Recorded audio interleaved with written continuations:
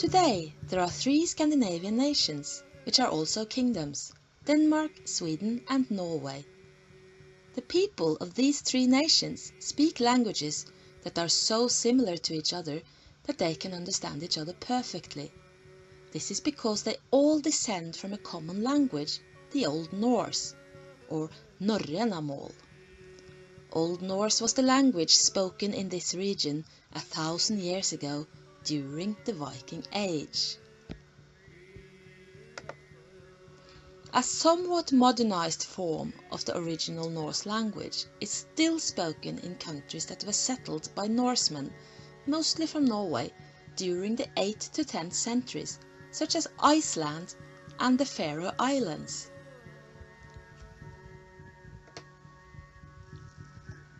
The Old Norse descends from Old Nordic, which was a North Germanic dialect related to West Germanic and East Germanic, such as Old English and Old High German dialects.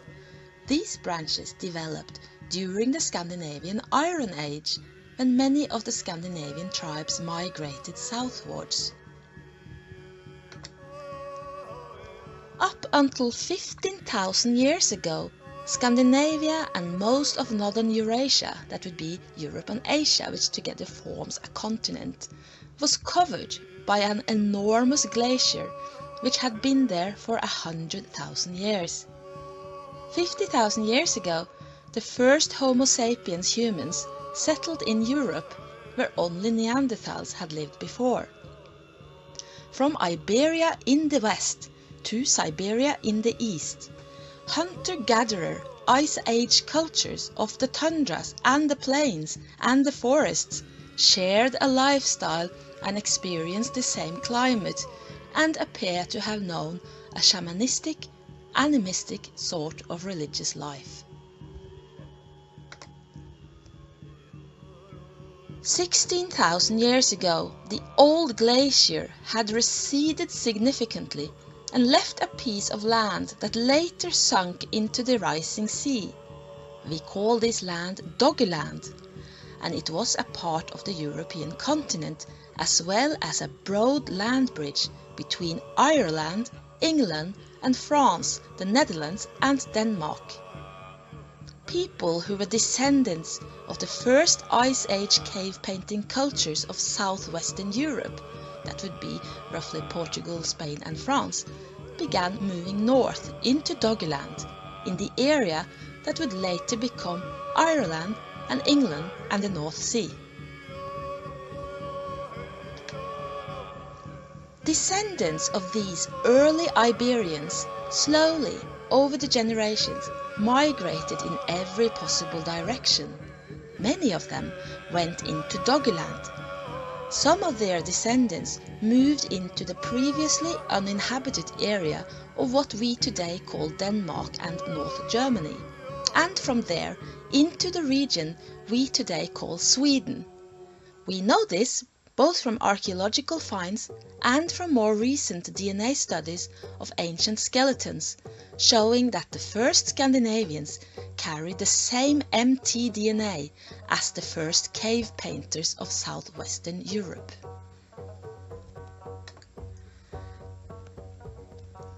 Other migration routes, roughly around 10,000 years ago, went into Scandinavia from Siberia, Eastern Europe and West Central Asia, the Caucasus area, through Finland into northern Norway, from there along the coast into what is today Norway. We know this too from DNA studies and archaeology. For the first couple of thousand years after the Ice Age, the people who inhabited Denmark and Sweden were distant descendants of the Iberian cave painters, while the people who inhabited the coast of Norway and Finland were descendants of the Ice Age tundra tribes from the East and the Black Sea area. Over the next few thousand years, they all blended together and developed lighter skin tones. 8,000 to 6,000 years ago, ancient Neolithic village cultures developed into large civilizations in Africa, that would be around Egypt, Ethiopia, Kush, Nubia and Sudan, and the Middle East, Iraq, Syria, Canaan, Anatolia, and Asia, like India and China. While these first large civilizations that we know of existed and flourished, nomadic pastoral warrior tribes emerged to the north, Mongol tribes to the far east, Turkic tribes in Central Asia, and Yamna Kurgans, that would be the Indo-Europeans, in West Central Asia. Southeastern Europe flourished as a Stone Age Neolithic village culture, some have called Old Europe, and further to the west and north, most people were still hunter-gatherers, including Scandinavians and Brits. While the southern civilizations flourished and began using bronze, northern Europe was settled by hunter-gatherers, but southern Europe was settled by farmers. These farmers of Old Europe were, some 6,000 years ago, invaded by migrants from the east. These migrants have been called Kurgans or Yamna by modern archaeologists, and they brought with them the Indo-European language family. The first Indo-European tribes that developed after they began expanding and conquering territories on the Eurasian continent were the Thracians, the Mycenaeans, the Hittites, the Iranians, and the Vedic Aryans in India. They were pastoral, Stone Age nomads who were quite primitive compared to the villagers and townspeople that they met, but they were very warlike and successful in conquering the more peaceful farmer cultures that they encountered. They married the native women and adapted to their more civilized lives, learning their art of writing and complex infrastructure. Their main contribution was their language, which came to dominate everywhere. They also brought genetic markers for tallness, and it seems that they also had a very strong type of mythology that is recognizable from Scandinavia in the north to England in the west and to India in the east.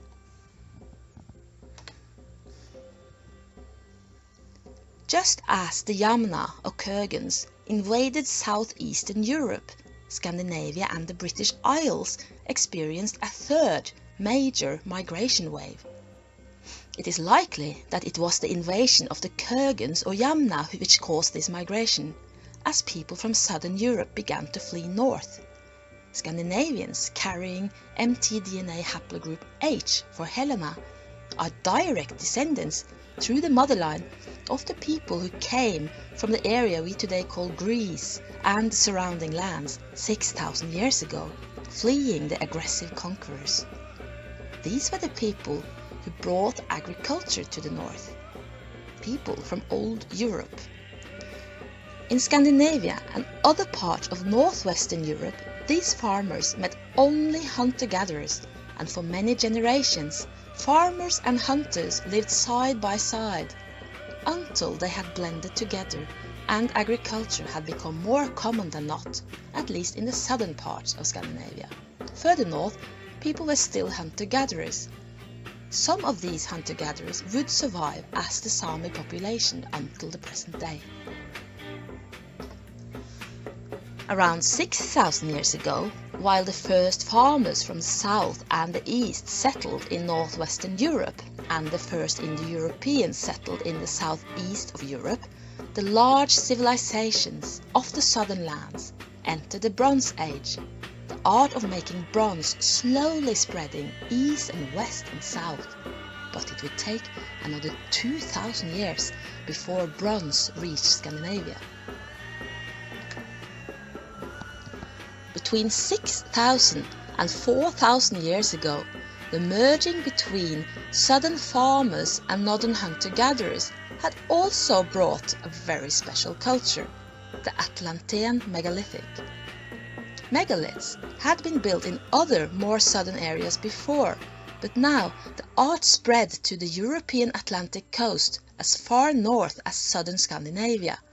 This was the Stone Age civilization of Western Europe, while the Bronze Age emerged to the southeast.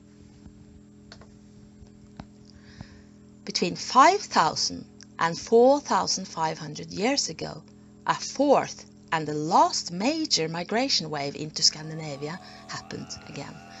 this time from the Black Sea and the Caucasus area. Again, the Indo-European speaking Yamna and Kurgan population that had earlier expanded into southeastern Europe, Anatolia and Asia, now expanded to the north of Europe and then westwards, bringing their language and their myths and social structures, changing the face of Europe forever.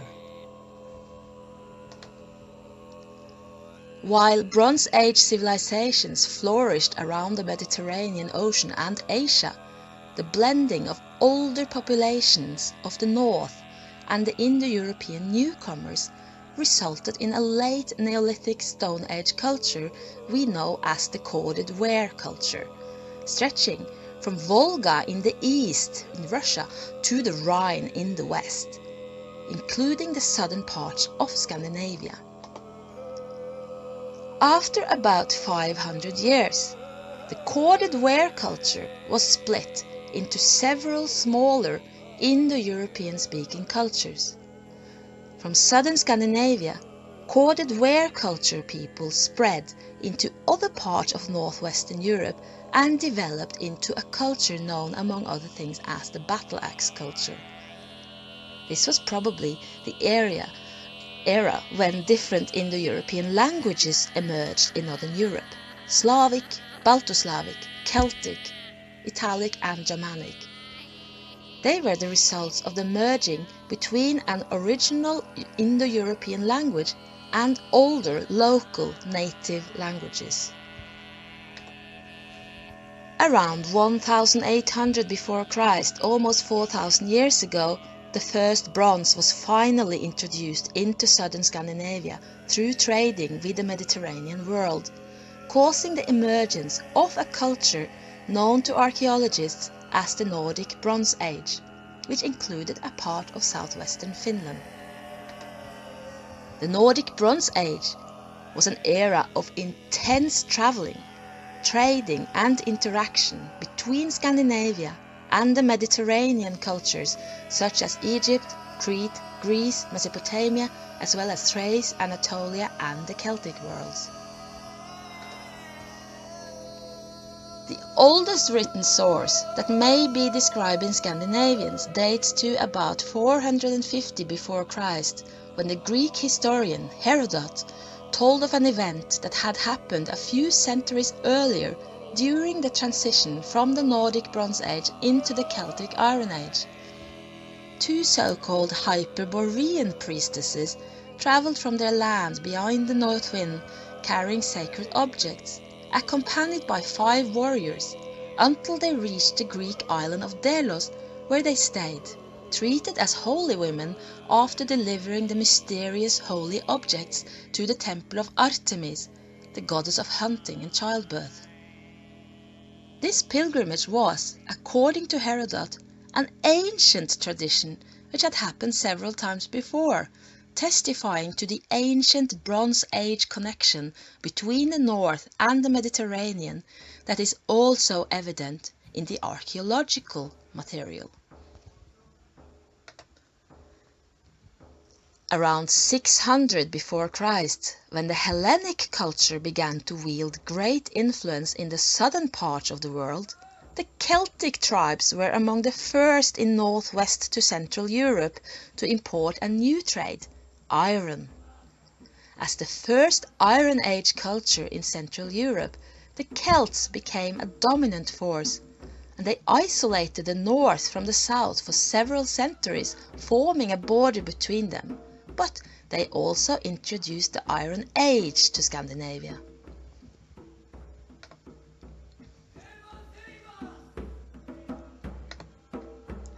The Scandinavian Iron Age began about 600 to 500 before Christ and lasted until around 950 to 1050 AD, when the Scandinavian countries gradually became part of the medieval culture of Western Europe and converted from paganism to Christianity. The Scandinavian Iron Age may be divided roughly into 4 periods. The first is the Celtic Iron Age, which lasted from around 600 to 100 before Christ. The second stage is the Roman Iron Age, also called the Migration Age, which lasted from 100 before Christ until about 500 AD. The Merovingian and Germanic Iron Age is the third stage, and it lasted only for around 250 years, between 500 and 750 AD. It was followed by the Early Viking Age, the fourth stage, which lasted from around 750 and until 950 AD. The latter part of the Viking Age can no longer be counted as an Iron Age culture, since the intense interaction with Christian medieval Europe gradually led to Scandinavia's entry into this new cultural era and its new religion.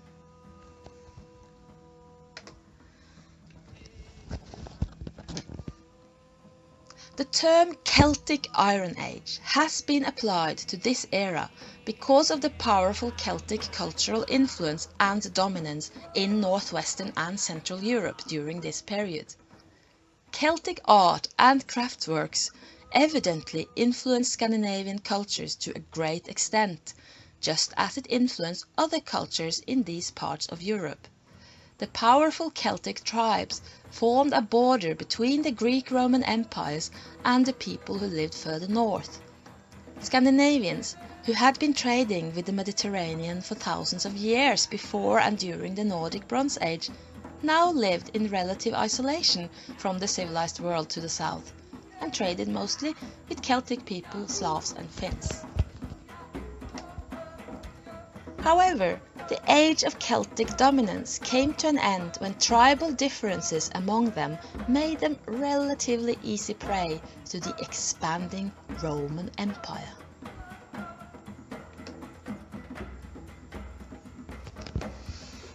The Roman Iron Age, also called the Migration Age, lasted from 100 before Christ until about 500 AD. This time period is called the Roman Iron Age because of the formidable power and cultural influence of the Roman Empire, which came to include the entire Mediterranean Ocean, including North Africa, the Middle East, South Europe, as well as part of the British Isles and Gaul, which is roughly the area of France today. Roman culture held powerful influence also among the Germanic tribes and on Scandinavian culture during this era. Scandinavians traded with and imported goods from all over the empire and sent their best warriors to fight in Roman armies. The Roman Iron Age marks the first contact between Scandinavians and the Roman Empire after 500 years of isolation, when the Celts no longer blocked the routes of Central Europe. Three tribes who said they came from Jutland in southern Denmark, fleeing the devastations after a large flood, were the Cimbri, the Teutons and the Ambrones. These migrated southwards during the 1st century before Christ and waged war against the Romans. A formidable enemy, these Scandinavians were defeated eventually, but were forever remembered by the Romans for their ferocity in battle and for the courage and warlike honor of their women, who followed the armies and watched the battles from the sidelines, shouting words of encouragement to the men. When the Teutons were defeated and the men slain, the Teuton women asked if they could live out their lives as temple priestesses in service to Roman goddesses, but were told that they faced slavery and rape instead. Shocked, the women held council, and by the end of the council they had all committed collective suicide rather than be taken as slaves. The Romans were deeply impressed by these women. These Scandinavian tribes also brought with them large groups of sacrificial priestesses, elderly, white-clad women with long loose hair who would mercilessly sacrifice the Roman prisoners and let their blood run out into large iron cauldrons while they beat their large wicker drums with human femur bones. In the blood of their victims, these priestesses could read the future and prophesy further victories. From other accounts of Germanic tribes, we know that it was common for the warlords to be accompanied by a group of women who were thought to be able to divine the future. The Romans referred to these women as matronae, which means mothers. The Roman Iron Age was the era when many Scandinavian tribes migrated south into Central Europe, where they roamed around and became known to the Romans as Germans, a common Latin nomer for all the different tribes. They did not call themselves Germans, however, but knew themselves by the names of their particular tribes. Some of the most famous tribes who migrated around the continent were the Goths, the Langobards, the Teutons and the Franks. This is partly why this time period has become known as the Migration Age. This is also roughly when the Nordic language divided into North, West and East Germanic dialects. The northern part developed into Old Norse, the western into Old English and the eastern into Old High German tribal dialects. Contact between Scandinavia, migrating Germanic tribes and the Roman Empire lasted for 600 years and took many forms. There were wars, and while the Germans tended to just sacrifice captured Roman soldiers, thousands of captured Germans, women and children especially, were taken into slavery in the Mediterranean world. But there was also friendly interaction, trading and diplomacy. The Romans wrote about the various tribes with fascination, even respect. Although there were obviously barbaric and fierce aspects to these people, the Romans also observed among the various tribes the ancient tradition of collective ruling by democratic parliament, an unusual degree of respect for women, and a relative lack of material greed. For the duration of almost 600 years, barbarian tribes such as the Germanic ones and the Huns moved crisscross around Europe. One of the Germanic tribes, the Vandals, even ventured into North Africa, and some remained there. The Ostrogoths got as far east as to Anatolia, where they posed a threat to Constantinople itself.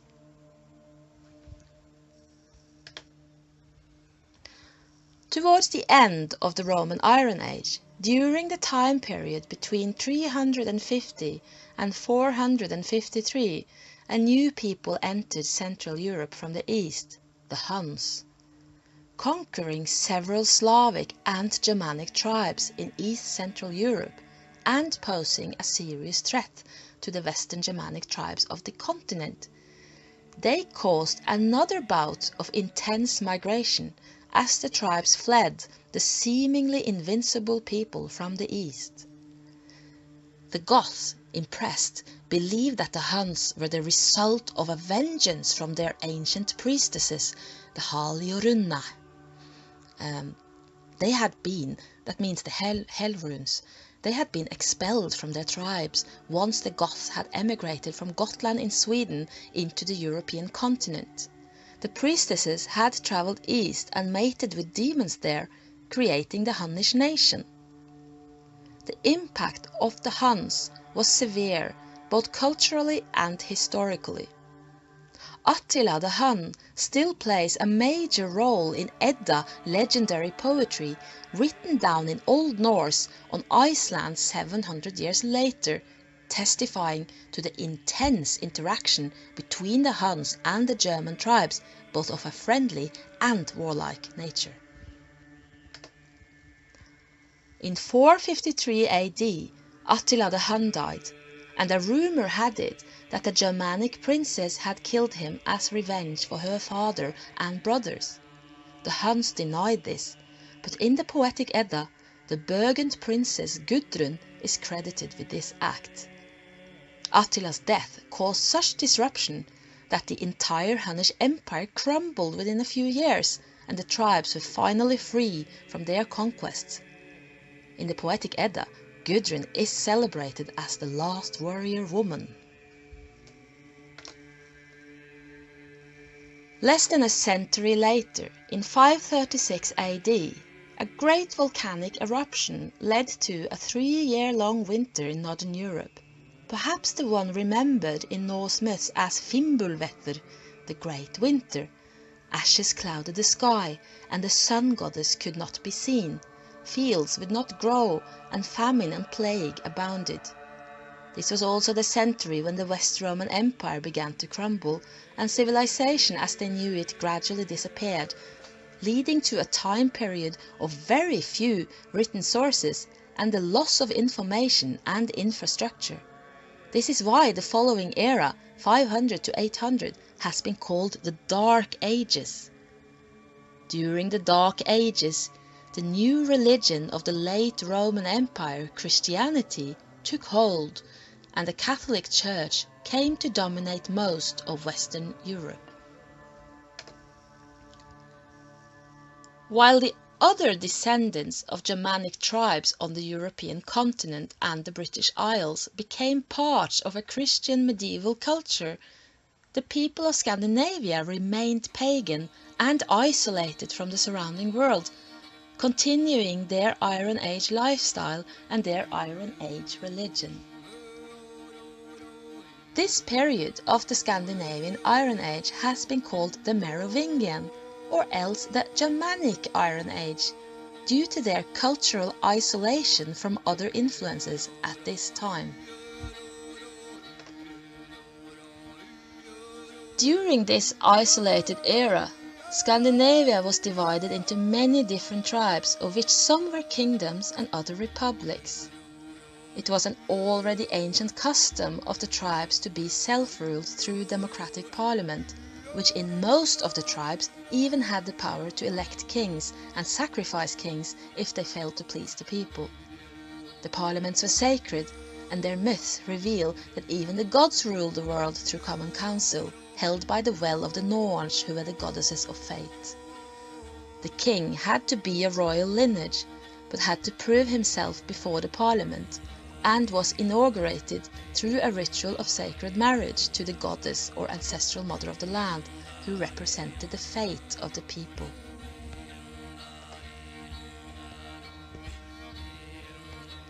One of the oldest large Merovingian kingdoms of Scandinavia that we know of was Hålogaland. Other important and powerful lands were Svithjod, Gautland, Jutland, Zealand, Scania, Rogaland, Hordaland, Gotland. There were many tribes, and they were each like a separate country.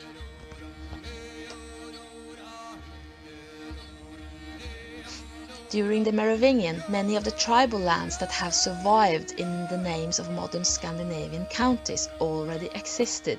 Back then, each of these regions were nations of their own, ruled independently through tribal council and led by tribal kings or chiefs.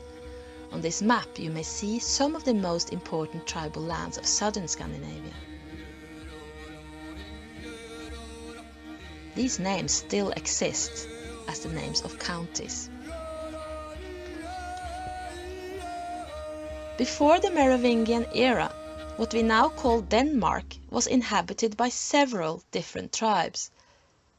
Around 400, the most important tribes of Jutland were the Anglos and the Saxons.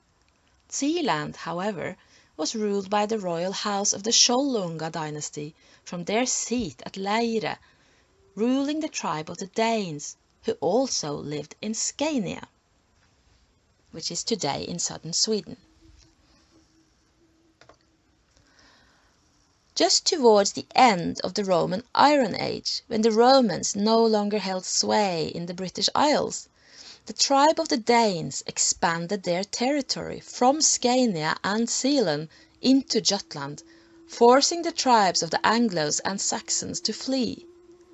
Some of them fled to the British Isles, where they blended with the Celto-Roman population and became so influential culturally that their language came to dominate. Others fled south into what became Saxon in northern Germany. By 500 AD, Jutland had become a part of the Danish nation. It had 3 power centers, one in North Jutland, where the town of Ribe was to emerge as a center of power. Another in South Jutland, where the town of Hedeby was to become a center of power. A third was in Zealand, where the Skjoldungar lineage ruled from their center at Leire. The Skjoldungar believed that they were descended from Skjold, a son of Odin and Gefjunfreyja. It is possible that all the three centers of power were connected through a common king at some times, else divided into three different kingdoms at other times. By the end of the Merovingian Age, however, we know that all of Denmark was finally ruled by one king.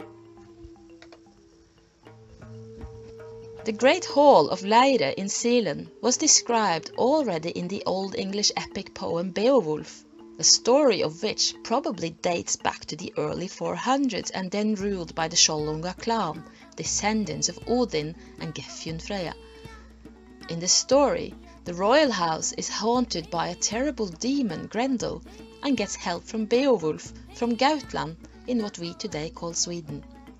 The power of the Skjoldungar faded after a scandal involving incest between father and daughter, and they were reduced to being kings of Scania alone. Denmark was once more divided into smaller regions, all fighting for power until the last Skjoldung returned to Denmark from Scania around the year 700. His name was Ivar Ruleswidely, and his daughter Aud gave birth to a new dynasty which was to rule both in Denmark and Sweden.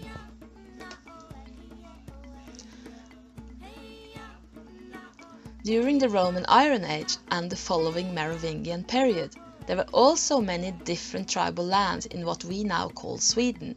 The two most powerful Swedish tribes were the Svear from Svithjod and the Gauts from Gautland, but there were many others too. The Gauts and the Geats of Gautland and Gotland were ancestral to the Goths, who had long roamed the European continent, but many of them had remained. The Svear were the ones to finally give name to the Swedish nation. Their center of power was in Uppsala, close to Stockholm. It was a religious center of pilgrimage from all over Scandinavia since time immemorial. Uppsala was a great and important religious center throughout all of Scandinavia, as well as a center of power for the kings of the Svear tribe, the Ynglingar. They believed that they were descended from the god Freyr and his wife Gerd. By the year 900, a Norwegian skald presented a genealogy to the last Yngling, Ragnvald Heidumheri, counting his lineage back for 30 generations, which would, if it was accurate, take us back to at least the 1st century before Christ, to the beginning of the Roman Iron Age. We do not know if the genealogy is historically correct, but we do know that the people of the 9th and 10th century believed in it. According to this Ynglingatal, the kingdom of the Svear knew of great unrest and trouble during the 6th and 7th century, especially towards the latter end of the Merovingian time period. The last good Ynglinga king of Svithjod was Anund the road builder, who may have lived roughly between 540 and 610. He was credited with building roads throughout the thickly forested land of the Svear, thus attempting to create a more civilized and organized infrastructure in the country. He was probably inspired by the Roman roads.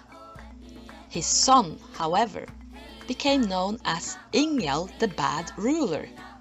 Ingjald married a princess from Gautland and became king of the Svear, but this was not enough. Ingjald wanted to create an empire by subduing all the other Swedish tribes. In a terrible incident, Ingjald the Bad Ruler invited 6 other Swedish kings from 6 other tribes to come and sit together to rule as equals from a new hall that he had built, the Hall of the 7 Kings. 5 of the invited kings turned up, and as soon as they had sat down in their high seats, surrounded by their most important men. Ingjald locked the hall and set it to fire. Among them was his own father-in-law, the king of West Gautland. In just one night, Ingjald had conquered 5 other tribes by treason and deceit.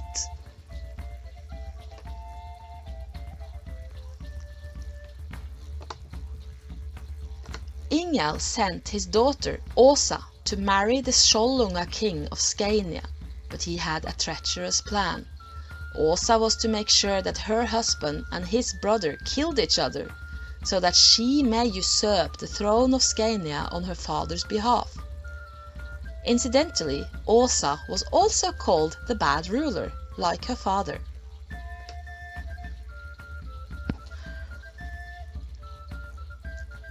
Only one of the invited kings, Granmar, king of Södermanland, had sensed the betrayal to come and escaped into Gautland, which was still free. In his desperation, he invited a sea king that would be a leader of a large fleet of Vikings. He invited these Vikings to his home and offered to marry his daughter off to the sea king. This was previously unheard of. Yes, Vikings already existed, as in pirates, even if they still kept to more homely territories. They had been harassing the people of the Scandinavian coastlines for a long time, forcing them to become warriors of the ocean steeds in order to protect themselves.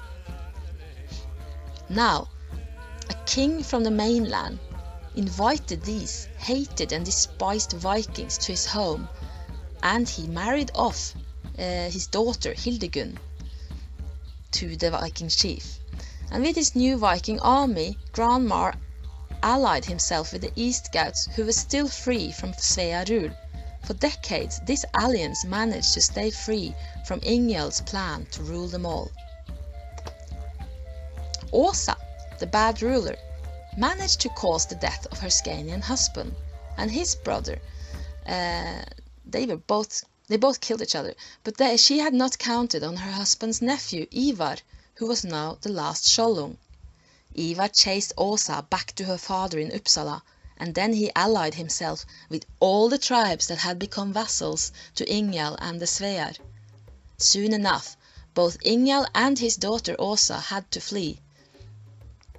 They fled Uppsala, and they finally committed suicide by setting fire to the hall that they were hiding in, rather than being captured. But the Ynglinga lineage was not dead, even as they finally, after 20 generations, lost the high seat of Uppsala to the Scanian Skjoldung Ivar. Ingjald's son Olaf survived, a prince of peaceful disposition, quite unlike his father and sister. With a following of devoted Svear, he fled into the forests of Värmland. Ivar of Scania had, however, no intention of returning autonomy to the tribes who had helped him. He now assumed the throne at Uppsala and the new tribal empire, Svearike, which is roughly Sweden. And he also conquered the Danish nation. He was the first king to rule all the tribes of both Sweden and Denmark. His name was Ivar Rules Wildly, and he was the last Skjoldung. To Ivar's realm was counted the ancient tribal realms of Svitjod, Gautland, and smaller Swedish kingdoms, Gotland, Burgunderholm, Scania, Sealand, Jutland, and the other Danish islands. If any of this is historically true, as we only have legends to build on, Ivar was the first Scandinavian king to rule this many tribes that made up what we today regard as Denmark and most of Sweden. His rule would have happened sometime around 690 and 730.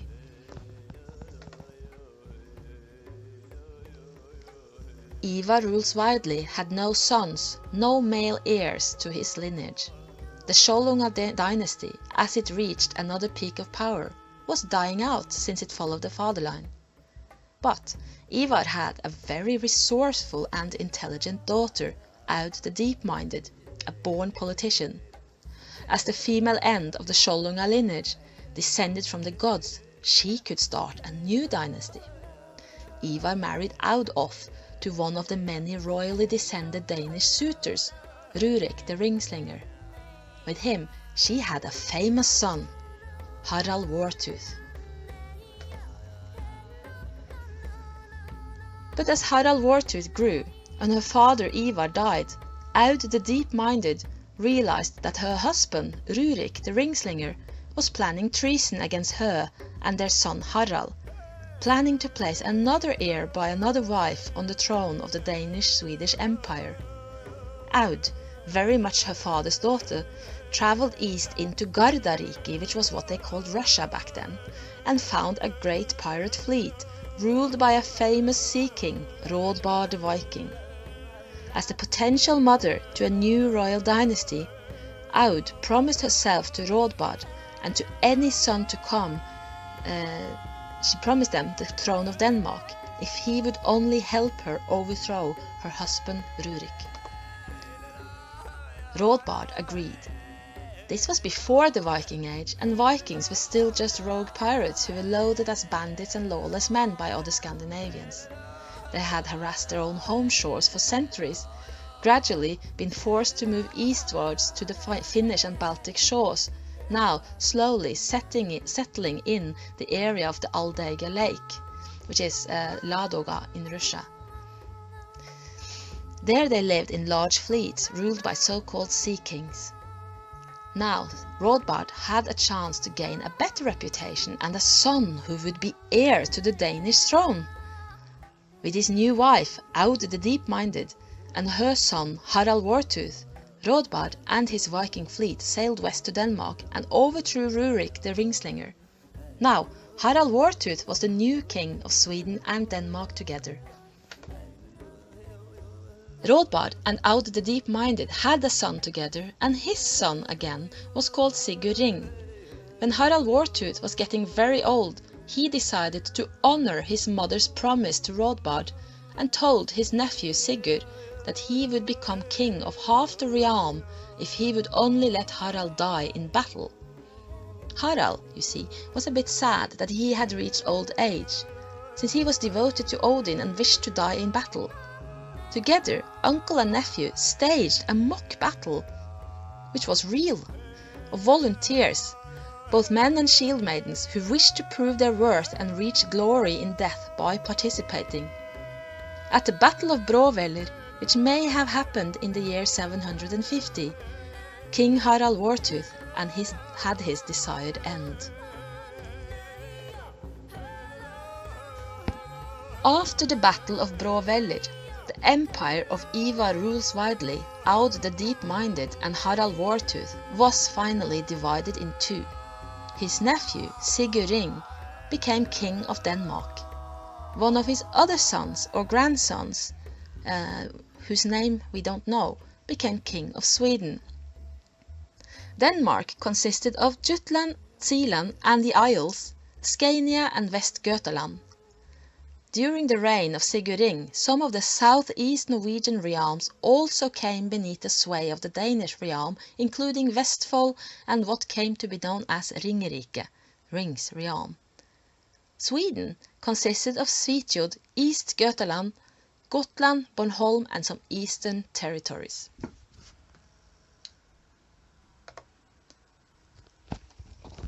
What happened to the last yngling, Olaf, son of Ingjald the Bad Ruler? He fled west into the thick forests of Värmland with his following of devoted Swear, who believed he was descended from Freyr and thus holy. He became known as Olaf the Tree Feller, since he built land in the forest.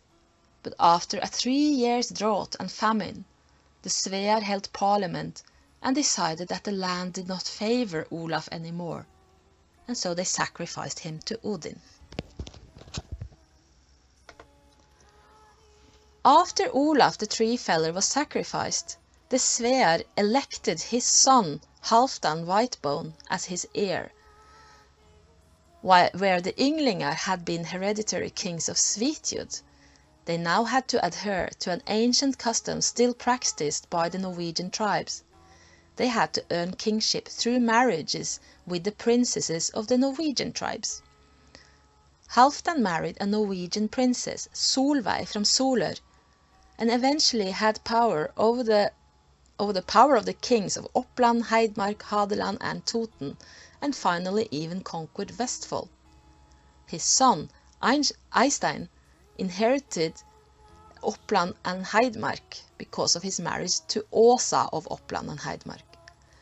His son, Halfdan the Generous and food-stingy, married Hild of Vestfold, and since Hild had no brothers, their son inherited Vestfold, which became a new Ynglinga stronghold.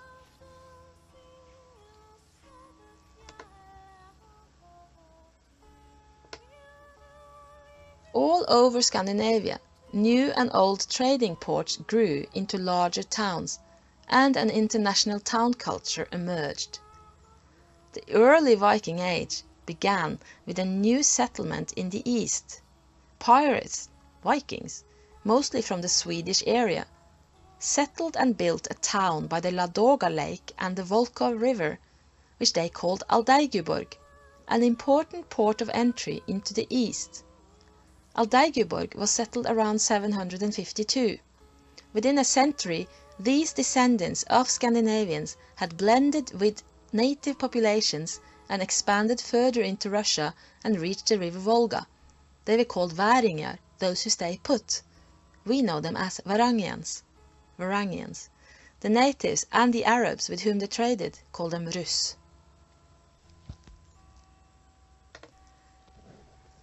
Scandinavian rulers were deeply concerned by events taking place to the south of their realms.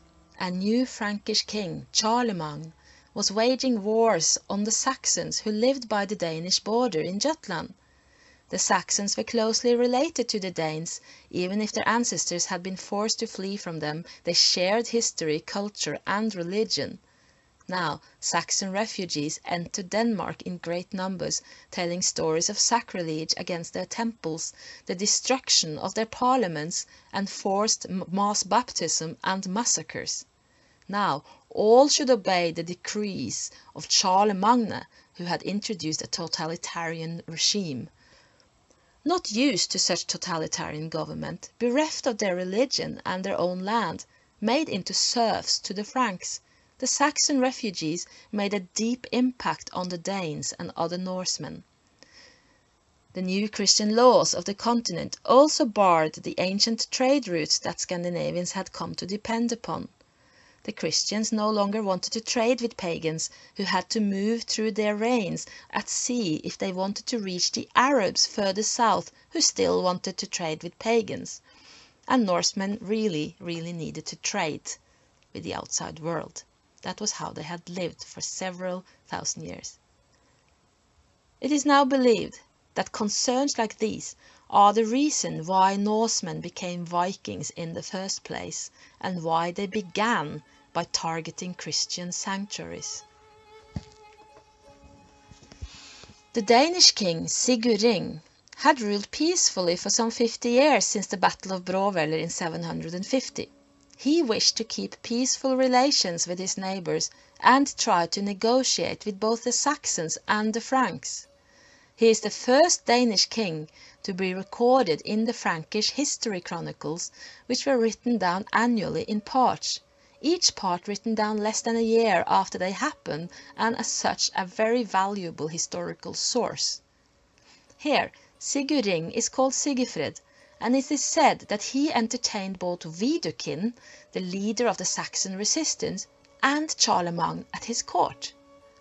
It was only after Sigurd's death around 800 that the Viking Age attacks on England and Frankland began for real. Sigurd's descendants were Gudrod, Godofrid and Ragnar Lodbrok. Sigurd Ring's descendant Gudrod is also mentioned in the Frankish annals, now called Godofrid. So he was a historical character. He was among the sons or descendants of Sigurd who wanted to wage war against the Franks, whom they deemed a threat after seeing how they had crushed the neighboring Saxons and their entire pagan culture. Godofrid, who was Earl of Jutland, launched a first attack on the Franks with a large Danish fleet in 811, but the attack was stalled when Godofrid was suddenly murdered by an insignificant servant. According to the Ynglinga saga, however, Godofrid was called Gudrud, and he was not the son of Sigurd, but an Yngling, son of Halfdan the Generous of Vestfold, and probably just related to Sigurd through the latter's dominance in Vestfold. In the saga, Gudrud attacked the kingdom of Agder, killed the king there, Harald Redbeard, and his son Gerd, and forcefully married the Agder princess Åsa Haraldsdottir. Åsa gave birth to a black-haired son called Halfdan the Black, but only a year after she had her devoted servant murder Gudrud in an act of vengeance. Åsa returned to Agder with her son and left Vestfold over to Gudrud's other son, Olaf Geistad-Elf. When Halfdan the Black, born in 810, and we know this because of the Royal Frankish Annals, when Halfdan the Black came of an age, his half-brother Olaf Geistad-Elf shared with him the kingdom of Vestfold. Halfdan the Black was already king of Agder after his mother Åsa had ruled there until his adulthood. He fought with the king of Alfheim, who was actually called Gandalf, and his sons, and acquired several Norwegian tribal realms during his lifetime. Halfdan's son was Harald Luva, which means filter hair. He's the one who is better known as Harald Hairfair, which is a later polishing of his nickname. He was urged by a certain Gyda, which means priestess, to become king of all Norway. Harald set out to conquer the other Norwegian tribes, inserting himself as a totalitarian central royal power. In order to rule all the 30 tribes, he had to marry a princess from each tribe, which is why he had 30 wives. One of the wives was actually from the Sami population, which indicates that the Sami tribe was a part of the 30 tribes of Norway. As a result of Harald's ambitions, most of the former tribal kings and noblemen fled to the newly discovered Iceland. It is estimated that as much as 1/5 of the Norwegian population emigrated to Iceland, where they created a democratic republic without any kings at all. Around the year 900, the royal hall of Borg in Lofoten, where the kings of Hålogaland had dwelled since around 400, was abandoned. It is thought that the last king of this North Norwegian kingdom was Olaf Tvennumbruni, who fled the tyranny of Harald Luva and went to Iceland. Hålogaland became one of the many counties in the new nation. The same was the case with the other Norwegian kingdoms, such as Rogaland. It is believed that the last king of Rogaland was Geirmund Heljarskinn, which means dark-hide, the so-called Black Viking, whose mother was a dark-skinned Siberian. Geirmund, who like his father married a Siberian woman, was also among the previous Norwegian kings who left for Iceland, along with 1/5 of the Norwegian population who could not accept the central rule of a single king. In Iceland, most of the sagas and other literary material of Norway and Scandinavia were finally written down. Because of Icelanders, we have a wealth of stories, of sagas, of legends, of family histories, of genealogies and myths and poetry from the Viking Age and before.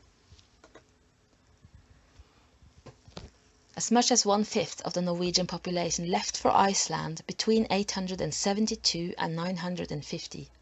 Iceland became an autonomous nation ruled by the All Parliament, and also a cradle for Norse literature, collecting the sagas and poems of their ancestors. Norway was now a kingdom in its own right, and Harald's sons and descendants would be contending for the throne and struggling with the power of the ancient tribal democratic parliaments for more than a century before the nation was finally consolidated beneath one king and one religion and one god. Denmark, Sweden and Iceland were also christened during the 11th and 12th centuries. Even if still in the Viking Age, the gradual conversion to Christianity and the emergence of 3 distinct Norse-speaking kingdoms and 1 republic marked Scandinavia's emergence from a pagan Iron Age culture into the Western European medieval civilization.